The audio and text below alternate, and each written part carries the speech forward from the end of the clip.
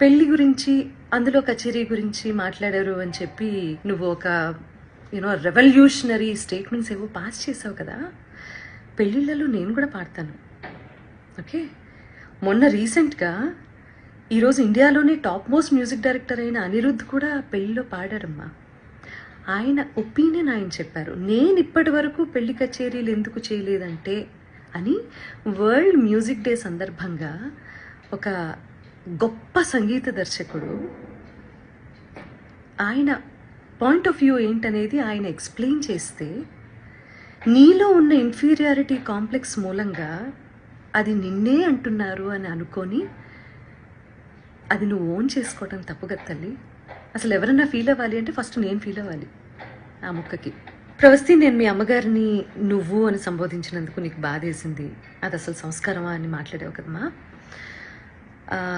Elimination జరిగిన వెంటనే మీ ఇద్దరు పేర్లు అనౌన్స్ చేసిన తర్వాత ఆవిడ స్టేజ్ దగ్గరకు వచ్చి నీ చేతిలో ఉన్న ట్రోఫీ అసలు ఇది నీ చేతిలో ఉండాల్సిన ట్రోఫీ కాదు, అది ఇచ్చేసేయి అని చాలా ఎమోషనల్ డ్రామా క్రియేట్ చేసి చరణ్ గారి చేతిలో ఉన్నటువంటి మైక్ లాక్కోవడానికి ప్రయత్నం చేసి ఆ తర్వాత వెనక్కి వస్తూ నేను అక్కడ కూర్చున్నప్పుడు నీ మూలంగానే నువ్వే మోసగత్తెవి ఇలా నా మొహం మీద ఇలా పెట్టి మాట్లాడినప్పుడు అది కరెక్ట్ అనిపించిందమ్మా నీకు?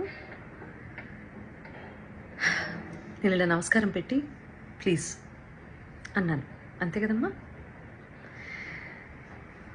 సో అదంతా చాలా కెమెరాస్లో రికార్డ్ అయింది. ప్రవస్తి చెప్పేవన్నీ తప్పులు అని ఆ రికార్డింగ్ బయట పెట్టే అవకాశం ఛానల్కి లేకపోలేదు. కానీ ఆవేశంలో ఉన్నారు మీ అమ్మగారు, నువ్వు చాలా ఎమోషనల్గా ఉన్నారు, ఒక ఓటమిని అంగీకరించలేకపోతున్నారు. కాబట్టి తర్వాత తిరిగి కూర్చొని మాట్లాడదాము అని చెప్పి నువ్వు మీ అమ్మగారు విసురుగా బయటికి వెళ్ళిపోయారు. చాలా ఎమోషనల్గా ఉన్నారు, చాలా ఆవేశంలో ఉన్నారు. మాకు కనీసం మాట్లాడే అవకాశం కూడా ఇవ్వలేదు. చంద్రబోస్ గారు ముందుగా వెళ్ళిపోయారు, ఆయనకి టైం లేదని. కీరవాణి గారు నేను చూడలేనని వెళ్ళిపోయారు. సునీత గారు నా ఎలిమినేషన్ చూడడం కోసమే కూర్చున్నారు. చాలా తప్పు మాట్లాడావమ్మా, చాలా చాలా తప్పు మాట్లాడావు. ఎవరు ఎలిమినేట్ అయితేనో, ఎవరన్నా ఒకళ్ళు జీవితంలో ఓడిపోతేనో సంతోషించేంత నీచమైన క్యారెక్టర్ నాది కాదు. ఈ మాట నీ మూలంగా ఇవాళ చెప్పుకోవాల్సి వస్తుంది. నేను చాలా బాధలు పడ్డాను, నేను కష్టాలు పడ్డాను జీవితంలో.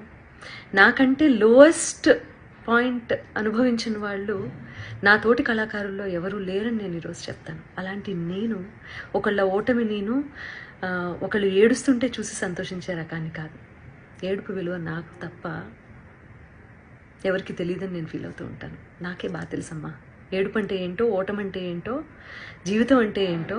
ఇవన్నీ మీ అందరికంటే ఎక్కువ నాకే తెలుసు. ఓకే, నేను టెక్నీషియన్స్ని చాలా అవమానిస్తాను, చాలా అగౌరవపరుస్తాను అని చెప్పి ఫస్ట్ టైం నేను అలిగేషన్ అన్న మాట వాడుతున్నానమ్మా. సో అది కూడా నువ్వు మాట్లాడటం జరిగింది. ఏ టెక్నీషియన్ని ఒక్కసారి ఒక్క వీడియో బయట తీసుకొని దయచేసి రిలీజ్ చేయను. ఓకే, నేను మనకి స్నాక్స్ ఇస్తారు చూడు, ఆయన్ని కూడా మీరు అనే అంటానమ్మా. అండ్ ఆవేళ నువ్వు ఎలిమినేట్ అవుతావో ఇంకెవరు ఎలిమినేట్ అవుతారో అసలు ఎలిమినేషన్ గురించి కాకుండా షెడ్యూల్ అయిపోతుంది కదా అని చెప్పి అందరికీ, సెట్లో ఉన్న వాళ్ళందరికీ భోజనాలు